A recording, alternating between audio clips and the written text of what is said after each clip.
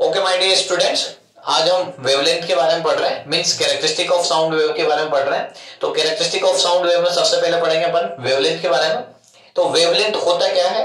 Wave की length को बोलते हैं wavelength, means distance between in complete one cycle, distance covered by the wave in complete one cycle is called wavelength। ठीक है, इसको आप ऐसे भी डिफाइन कर सकते हो कि distance between two consecutive trough.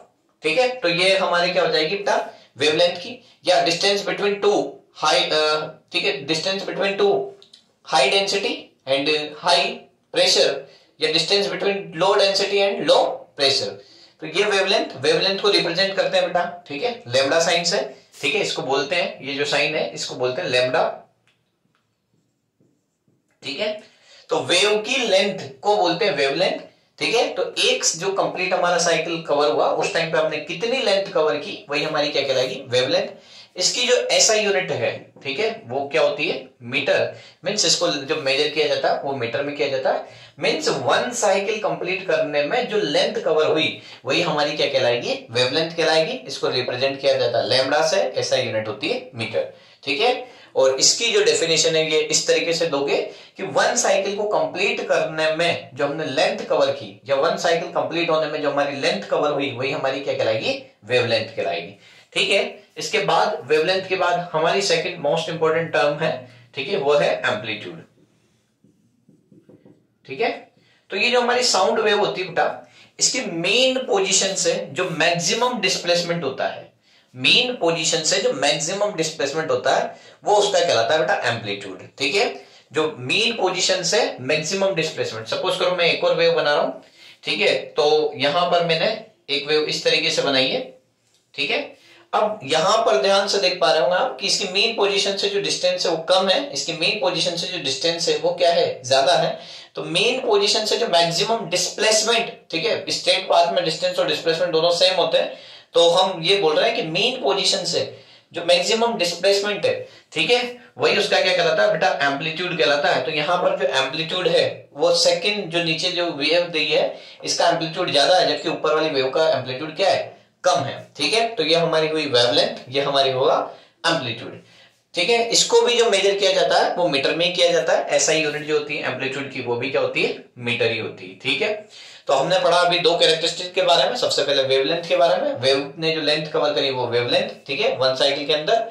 और एम्पलीट्यूड क्या है? Maximum displacement from its mean position are called amplitude. ठीक है, अब आगे दो और टर्म के बारे में डिस्कस करेंगे जो कि मोस्ट इंपोर्टेंट है। तो वेवलेंथ हो चुकी है और एम्पलीट्यूड हो चुका है।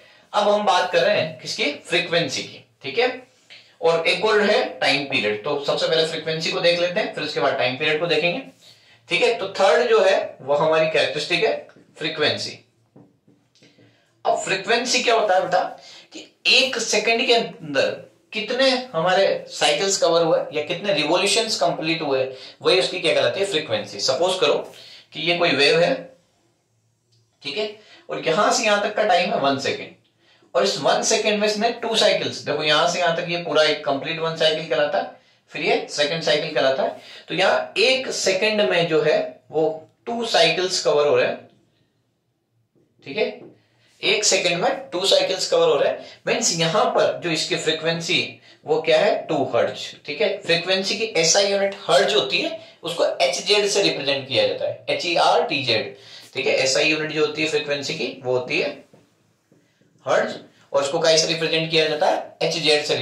अब 1 सेकेंड में तो हमारे घर में जो इलेक्ट्रिसिटी आती है वो उसकी सप्लाई आती है बेटा 220 वोल्ट 50 हर्ट्ज। मीन्स क्या है उस 50, देखो हमारे घर में जो सप्लाई आती है वो आती है 220 वोल्ट और 50 हर्ट्ज।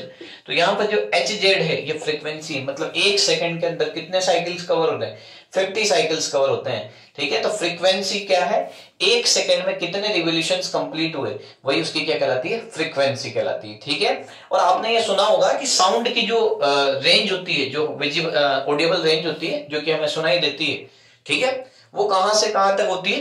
ठीक है, 20 हर्ट्ज से 20 किलो हर्ट्ज तक। ठीक है, मतलब इसके इस रेंज का साउंड हम क्या कर सकते हैं सुन सकते हैं।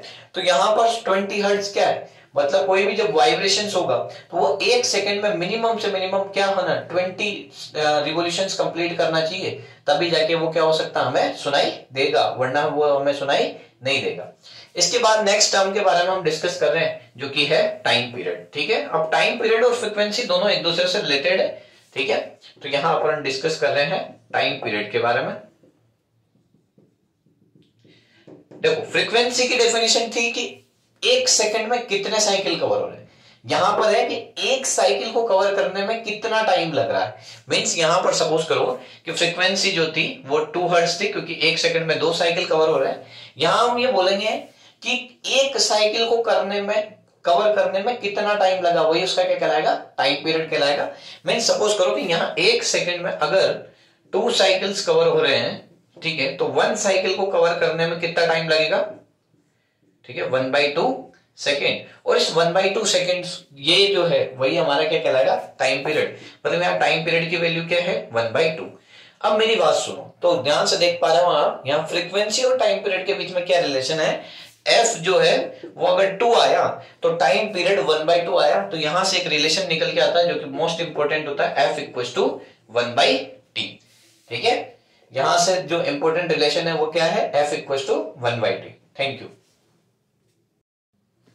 ओके माय डियर स्टूडेंट, अब हम क्या कर रहे हैं, relation between wave speed, frequency and wavelength. Means क्या है, वेव की स्पीड, ठीक है, उसको वेव स्पीड जो है उसको मैं, ठीक है, v से रिप्रेजेंट कर रहा हूं।